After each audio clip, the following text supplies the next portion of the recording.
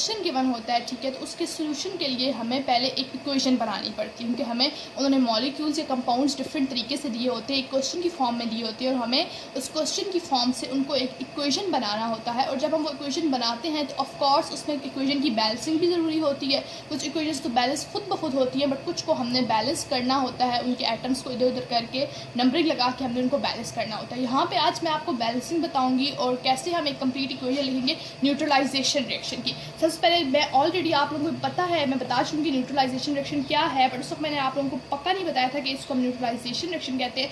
जो मैंने आप लोगों को रिएक्शन बताया था कि एसिड जब बेस से रिएक्ट करता है, ठीक है, एक हमने फर्स्ट रूल जो पढ़ा था, जो सॉल्ट्स फॉर्मिंग के रूल हमने पढ़े थे, उसमें जो फर्स्ट रूल था जिसमें था कि एसिड जब बेस से रिएक्ट करेंगे तो हमारे पास सॉल्ट और वाटर फॉर्म होंगे। तो ये इस तरीके से जो सॉल्ट्स हमारे पास फॉर्म होते हैं, इन रिएक्शंस को, ऐसे जो भी रिएक्शंस होंगे, इन रिएक्शंस को हम कहते हैं न्यूट्रलाइजेशन रिएक्शन, ठीक है। अब अगर मैं आप लोगों के लिए एक यहाँ पे एक क्वेश्चन सॉल्व करती हूँ, जैसे सोडा ऐश है, सोडा ऐश, इसका फॉर्मूला है हमारे पास Na2CO3, ठीक है, इसका ये फार्मूला है, ठीक है। आगे आप लोगों को क्वेश्चन, अब आप लोगों की बुक में इस तरह एग्जाम्पल में क्वेश्चन गिवन है कि it is used to make glass और it is made by reaction of carbonic acid. अब क्या किस चीज़ का रिएक्शन हो रहा है? कार्बोनिक एसिड का और सोडियम हाइड्रोक्साइड का। Carbonic acid is H2CO3 and sodium hydroxide is NaOH। इन दोनों का रिएक्शन हो रहा है आपस में और उससे हमारे पास सोडा ऐश फॉर्म हो रहा है। अब हमने इसका कंप्लीट और बैलेंस जो है इक्वेशन लिखनी है और कंप्लीट हमने इसका लिखना है रिएक्शन, ठीक है।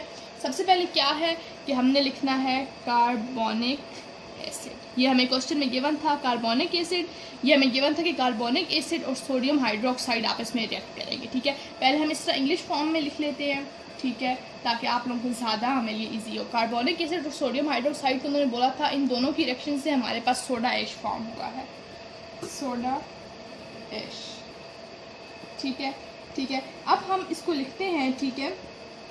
तो सोडा ऐश जो है हमारे पास वो किस तरह होगा, हमारे पास उसमें हमारे पास सोडियम कार्बोनेट प्रोड्यूस होगा, ठीक है, दो चीज़ें प्रोड्यूस होंगी और हमारे पास में वाटर प्रोड्यूस होगा। अब हम लिखते हैं कार्बोनिक एसिड का formula H2CO3 plus sodium hydroxide, sodium Na hydroxide OH।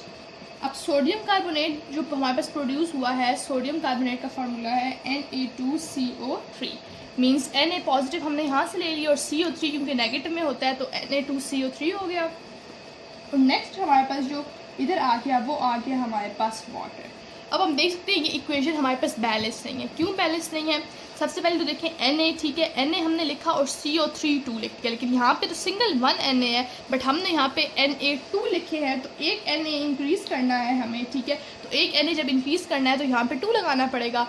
यहाँ पे जब 2 लगेगा तभी यहाँ पे भी Na के साथ 2 लगेगा। समझो अब यहाँ पे हमारे पास Na के मॉलिक्यूल तो 2 पूरे हो गए, ठीक है। हमने देख लिया है कि Na के मॉलिक्यूल्स को हमने पूरा कर लिया है, ठीक है। अब नेक्स्ट देखें कि यहाँ पे इस पूरी अब इक्वेशन में यहाँ पे हमारे पास H2 है, ठीक है। यहाँ पे हमारे पास H कितने हैं? H हमारे पास यहाँ पर है 2, ठीक है।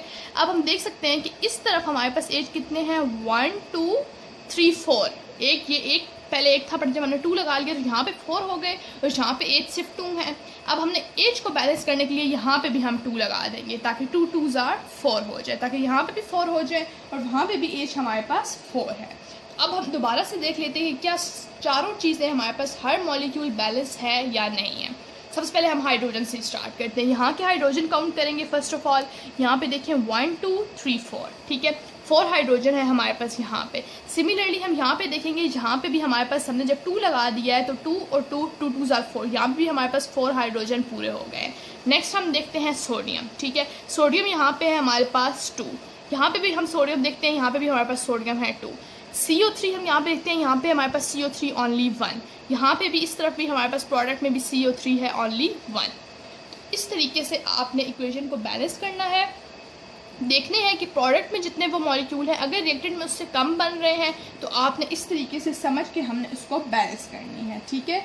लेफ्ट साइड राइट साइड पे दोनों साइड्स पे देख के अब हमारे पास ये जो मैंने इक्वेशन लिखी है इसको मैं दोबारा से लिखती हूँ। ये अब हमारे पास H2CO3 प्लस 2 NaOH, ठीक है, react to form Na2CO3 that gives 2H2O। अब ये हमारे पास जो है वो बैलेंस्ड इक्वेशन बन गई है, बहुत इजी। बैलेंसिंग करना बिल्कुल भी मुश्किल नहीं है, बैलेंसिंग करना बहुत ईजी है। मैं आप लोगों को आगे नेक्स्ट 1-2 और भी एग्जांपल्स बता दूंगी। बिल्कुल भी जो है वो बैलेंसिंग मुश्किल नहीं है। जिस तरह से मैंने आपको तरीका बताया, आपने सिंपल इक्वेशन लिखनी है, उसके बाद आपने देखना है, ठीक है। क्योंकि अब देखिए हम यहाँ पे आपको पता चल गया, यहाँ पे सोडियम कार्बोनेट और वाटर फॉर्म हुए हैं, ठीक है। ये दोनों फॉर्म तो क्योंकि देखिए यही फॉर्म हुए, क्योंकि देखिए जब Na है, Na का पॉजिटिव नेगेटिव के साथ मिलेगा, लेकिन Na सिंपल नहीं एग्जिस्ट कर सकते। Na को हमने 2 की फॉर्म में लिखना है, क्योंकि दैट इज सोडियम कार्बोनेट है, तो Na2CO3 ही सोडियम कार्बोनेट का फार्मूला है। और वाटर है तो वाटर हमने वाटर ही रखना है, हम कुछ और H3O नहीं हम बना सकते, कुछ और नहीं बना सकते। तो जब यही वाली चीज़ें बननी है तो फिर हमने दोनों तरफ बैलेंस करना पड़ेगा कि अगर इधर H की इधर 2 है तो उधर भी 2 होंगे, इधर 4 है तो उधर भी 4 होंगे, अगर उधर 4 हो गया तो फिर इधर के भी बैलेंस करने पड़ेंगे। क्योंकि देखिए यहाँ पे हमारे पास इसके पहले तो हमारे पास इसके हाइड्रोजन के 3 थे, ठीक है, लेकिन जब हमने यहाँ पे 2 पुट किया तो हाइड्रोजन के यहाँ पे हमारे पास 4 हो गए। और लेकिन वो हमने किया तो सोडियम के लिए था, बट साथ ये भी तो हो गए ना, इनके साथ भी लग गया वो, तो इसके दोबारा से हमने यहाँ पे इसके साथ भी 2 लगाया। तो ये थी आज मेरी बैलेंसिंग की वीडियो। आई होप सो आज की वीडियो आपको अच्छी लगी होगी। अगर आपको मेरी वीडियोस अच्छी लगती हैं तो वीडियोस को लाइक करें, मेरे चैनल को सब्सक्राइब करें, अपने फ्रेंड्स के साथ शेयर भी करें। नेक्स्ट वीडियो में आपसे मिलूंगी, तब तक के